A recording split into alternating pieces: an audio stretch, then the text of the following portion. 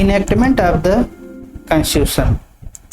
अगर हम बात करें भारतीय कॉन्स्टिट्यूशन की, जो भारतीय कॉन्स्टिट्यूशन बनाया गया है उसको बनाने की जो प्रक्रिया है उसे हम देख रहे हैं। तो making of the constitution, working of the Constituent assembly and committee of the Constituent assembly, और उसके बाद enactment of the Constituent assembly. हम देख रहे हैं कॉन्स्टिट्यूशन के बनाने के प्रोसीजर क्या है। अगर हम देखते हैं यहाँ पर हम जो है polity, constitution and governance section को देख रहे हैं। इसमें जो इनएक्टमेंट है इसमें हमारा जो मेन पोर्शन है, ये जो कॉन्स्टिट्यूशन बनाया गया उसकी प्रक्रिया क्या क्या रही, तो ये इस वीडियो में इतना ही हम थोड़ा शॉर्ट में डिस्कस करेंगे। इससे पहले अगर देखें तो जो यूपीएससी सिविल सर्विस का एग्जामिनेशन का सिलेबस है उसके पॉलिटी, कॉन्स्टिट्यूशन, गवर्नेंस के हिस्टोरिकल अंडरपिनिंग को हम कम्प्लीटली देख चुके हैं, उसके वीडियो अपलोड हो चुके हैं। और इसके बाद जो है हम दूसरा topic making of the constitution देख रहे हैं। तो welcome to my channel Satyavan Anand, aspirant to IAS, myself Satyavan Anand. हम यहाँ डिस्कस करेंगे इनएक्टमेंट ऑफ द कॉन्स्टिट्यूशन, यानी प्रोसीजर क्या था, जो कॉन्स्टिट्यूशन बनाने की प्रक्रिया थी, जो लॉ मेकिंग प्रोसीजर था क्या था। देखते हैं कि जो इनएक्टमेंट की बात अगर हम करें, पिछले वीडियो हमने देखा कि ड्राफ्ट कमेटी के चेयरमैन डॉक्टर भीमराव अम्बेडकर थे, इन्हें ड्राफ्ट बनाना था। ड्राफ्ट बनाया कैसे गया, एक्चुअली हम देखते हैं भारतीय संविधान बनाने के लिए करीब करीब 60 देशों के संविधान को पहले स्टडी किया गया, वहाँ से डाटा को, वहाँ से प्रोविजन को एक्सट्रैक्ट किया गया, वहाँ से निकाला गया, उसका जो है एनालिसिस किया गया, उसके बाद से उसका एक ड्राफ्ट प्रपोजल बनाया गया।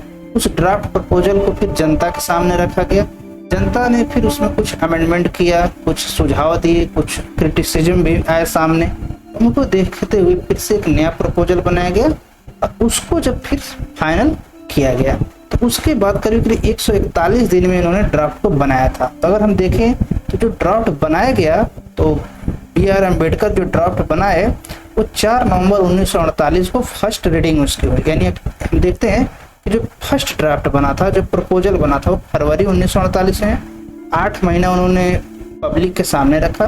फिर अक्टूबर 1948 में उन्होंने क्या किया, सेकेंड ड्राफ्ट को पेश किया और 4 नवंबर 1948 को ड्राफ्ट की फर्स्ट रीडिंग हुई। यानी हम देखते हैं अब तक कॉन्स्टिट्यूशन के ड्राफ्ट के काम चल रहे थे, अब पहली बार उसकी असेंबली में बैठकर रीडिंग हुई, अक्षर से एक एक शब्द के साथ होना शुरू किया गया। तो उसके बाद हम देखते हैं कि असेंबली में जनरल डिस्कशन शुरू हुआ और यह डिस्कशन 5 दिनों तक चला था, यानी 9 नवंबर 1948 तक चला था। तो शुरू कब हुआ, 4 नवंबर से शुरू होकर के 5 नवंबर 1948 तक ये डिस्कशन चला। उसके बाद सेकेंड रीडिंग के लिए टाइम फिक्स किया गया 15 नवंबर, यानी 9 नवंबर के बाद 15 नवंबर को फिर से सेकेंड रीडिंग हुई। और यहाँ पर क्लाज बाई क्लाज, यहाँ जनरल डिस्कशन हुआ था, यहाँ क्लाज बाई क्लाज, यानी अब पहले जनरल डिस्कशन का मतलब जो आर्टिकल तो पढ़ लिया गया, उसके क्लाज को छोड़ दिया गया, तो जनरल परसेप्शन क्या था, एक जनरल परसेप्शन के अकॉर्डिंग। अब यहाँ पर क्लाज बाई क्लाज का मतलब जैसे हम देखें भारतीय कॉन्स्टिट्यूशन का आर्टिकल 19 है, तो बहुत सारे क्लाज हैं, clause A B C D E F. तो हम देखते हैं यहाँ पर जो है सेकेंड रीडिंग में क्लाज बाई क्लाज कंसिडरेशन किया गया और 15 नवंबर से ये शुरू हुआ और जो है ये जो प्रक्रिया चली ये अक्टूबर 17 अक्टूबर 1949 तक चली। यानी ये बहुत लंबी प्रक्रिया थी। हम देखते हैं कि ये लगभग 11 महीने तक चलती रही प्रक्रिया थी। सेकेंड रीडिंग में क्लास बाई क्लास चल रहे थे, तो हर चीज पर डिस्कशन चल रहा था। पहले ही हम पिछले वीडियो में बता चुके हैं कि जो भारतीय कॉन्स्टिट्यूशन बना है इसमें किसी भी क्लास पर, किसी भी आर्टिकल पर, किसी भी वर्ड पर, जैसे कुछ वर्ड स्पेसिफिक होते हैं, वर्ड पर कोटिंग नहीं कराई गई है, यहाँ पर आपसी सहमति बनाई गई है, उसके बाद उसको संविधान में लिखा गया है। इसलिए हमारा संविधान काफी ज्यादा स्ट्रांग और स्टेबल है, क्योंकि हर वर्ग से पर्सन जो है कॉन्स्टिट्यूएंट असेंबली के मेंबर थे, पूरे भारत के हर रीजन से आए थे, तो डाइवर्सिटी कॉन्स्टिट्यूएंट असेंबली में भी थी। इसलिए हमारा कॉन्स्टिट्यूशन बहुत स्ट्रांग है।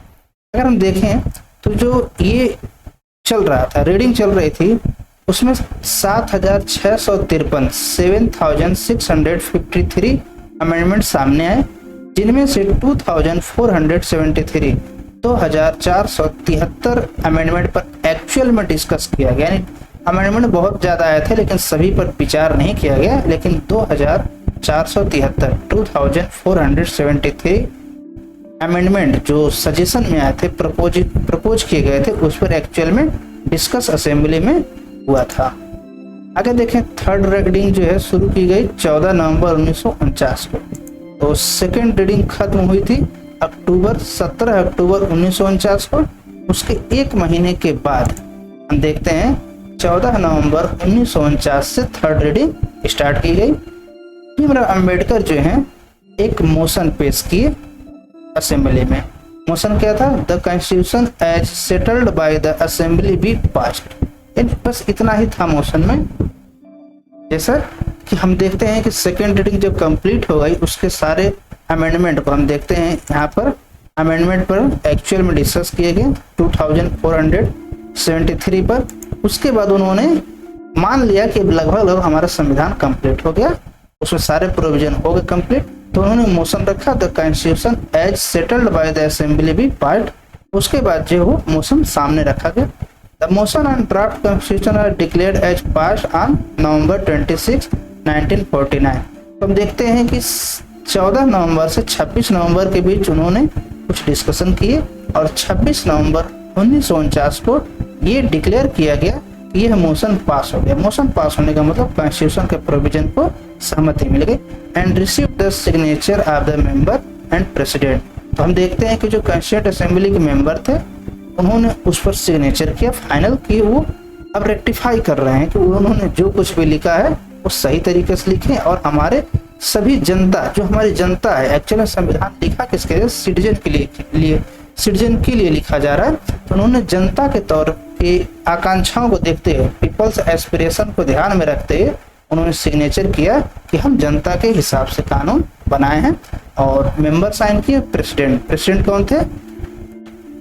डॉक्टर राजेंद्र प्रसाद। हम देखें, out of total 299 member of the assembly, only 284 were actually present on that day and signed the constitution। जो कॉन्स्टिट्यूशन बना था उसमें एक्चुअली 299 मेंबर थे, लेकिन 284 लोग 284 पर्सन उस दिन प्रेजेंट थे, उन्हीं लोगों ने साइन किया। और हम देखते हैं कि ये जो हमारा कॉन्स्टिट्यूशन बना, इसमें हम देखते हैं 26 नवंबर 1949। यह कॉन्स्टिट्यूशन का डे जो है इम्पोर्टेंट है, क्योंकि ये जो डे है इसको हमारे कॉन्स्टिट्यूशन में मेंशन किया गया है। जबकि ये सब रेयरली होता है कि किसी डेट को मेंशन किया जाए, तो ये डे को मेंशन किया गया कहाँ पर? प्रियम्बल में। तो डेट को, this is also the date mentioned in the preamble as the date on which the people of India in the Constituent Assembly adopted, enacted and give to themselves this constitution.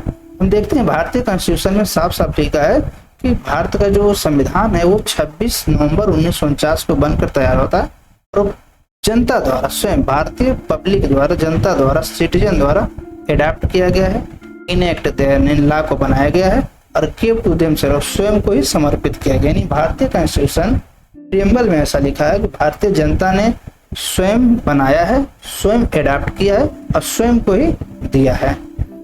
ये हमारे preamble में part है। आगे हम देखते हैं constitution में जो है ये 26 नवंबर 1949 को कम्प्लीटली एडॉप्ट कर लिया गया।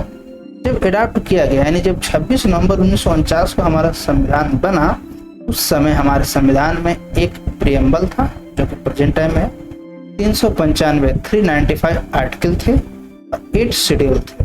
लेकिन प्रेजेंट टाइम की अगर हम बात करें तो आर्टिकल जो है कि चेंज हो गए हैं।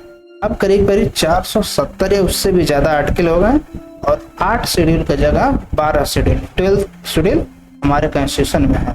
अगर हम देखें हमारे कॉन्स्टिट्यूशन में आर्टिकल की नंबरिंग देखें तो 395 ही है, 395 है। लेकिन जैसे अगर हम बात करें आर्टिकल 21A, तो 21 था, 21A को ऐड किया गया है जो बच्चों के शिक्षा के लिए है, मौलिक अधिकार के रूप में। तो 31 को हटा दिया गया, लेकिन 31A, 31B, 31C ऐड किए गए, 39A भी है, फिर 42 में है, 48 में A जोड़ा गया है। तो ऐसे बहुत सारे क्लास हैं जिसमें आर्टिकल है जिसमें ABC करके जोड़े गए हैं। इस तरीके से हमारे कॉन्स्टिट्यूशन में प्रेजेंट टाइम करीब 470 या उससे भी ज़्यादा आर्टिकल हैं, लेकिन नंबरिंग के हिसाब से 395 हैं और 8 शेड्यूल पहले थे। अब जो है यहाँ पर 12 शेड्यूल हमारे कॉन्स्टिट्यूशन में। इन शेड्यूल के बारे में हम आगे डिस्कस करेंगे। तो प्रेजेंट टाइम में अगर हम देखें, प्रीएम्बल जो है सबसे लास्ट में बनाया गया था, यानी जब पूरा कॉन्स्टिट्यूशन बन गया तो सबसे लास्ट में प्रीएम्बल बनाया गया था, लेकिन इसको सबसे पहले रखा गया है। जैसा कि हम पहले डिस्कस कर चुके हैं, जो ऑब्जेक्टिव रेजोल्यूशन था उसी का मॉडिफाइड फॉर्म हमारा प्रीएम्बल है। प्रीएम्बल की बात करें तो इसको भी हम डिस्कस कर चुके हैं एक वीडियो में, जो कॉन्स्टिट्यूशन है उसमें डिस्कस कर चुके हैं, कॉन्स्टिट्यूशन एंड कॉन्स्टिट्यूशनलिज्म, संविधान और संविधानवाद के बारे में। या उसके बाद अगर हम देखें तो इसके बाद हम प्रीएम्बल को फिर से देखेंगे पूरे चैप्टर के तौर पर। आगे हम देखते हैं कि जो डॉक्टर भीमराव अंबेडकर थे वो उस समय भारत के केंद्र सरकार के लॉ मिनिस्टर थे। उन्होंने ड्राफ्ट कोड तैयार किया था और उन्होंने जो है काफी ज्यादा प्रोमिनेंट पार्ट उनका था, बहुत इंपॉर्टेंट रोल उन्होंने निभाया था कॉन्स्टिट्यूएंट असेंबली में कॉन्स्टिट्यूशन को बनाने में, क्योंकि उनकी जो कुछ टेंडेंसी थी, उनके अंदर जो कुछ प्रॉपर्टी थी, गुण थे, वो logical, forceful and persuasive argument. तो वो एक्चुअल में जो कोई मामला फंस जाता था वहां पर वो लॉजिकल तरीके से और एक परसुएसिव मतलब अनुनय तरीके से, यानी मनाना के विनम्र तरीके से वो मना लेते थे लोगों को कि किस तरीके से उसे प्रोविजन को चेंज किया जाए या किस तरीके से मॉडिफाइड किया जाए, और इस तरीके से काफी लॉजिकल वे में हमारा कॉन्स्टिट्यूशन बना। He recognized as the father of the constitution of India. तो डॉक्टर भीमराव अंबेडकर को father of the constitution of India कहा जाता है। और अगर हम देखें आगे, वो एक क्या थे, एक ब्रिलियंट राइटर थे, कॉन्स्टिट्यूशनल एक्सपर्ट थे, अनडिस्प्यूटेड लीडर। अगर उनका हम देखें किसी डिस्प्यूट में नाम नहीं आता है, और शेड्यूल कास्ट के वो लीडर थे। लीडर सबके थे लेकिन स्पेशली शेड्यूल कास्ट लीडर थे। और उनको जो है chief architect of the constitution of India भी कहा गया, यानी उनको कुछ नामों से पुकारा गया है, जैसे उन्हें father of the constitution of India कहा गया है, chief architect of the constitution of India कहा गया, और साथ ही साथ उन्हें मॉडर्न मनु भी कहा गया। मनु जो है एक हिंदू धर्म ग्रंथ है, मनु स्मृति, तो उस पर उनको अम्बेडकर को उस चीज को लेकर के मनु स्मृति से विवाद है, लेकिन उन्होंने जो कॉन्स्टिट्यूशन बनाया उसके अकॉर्डिंग उनको मॉडर्न मनु कहा जाता है।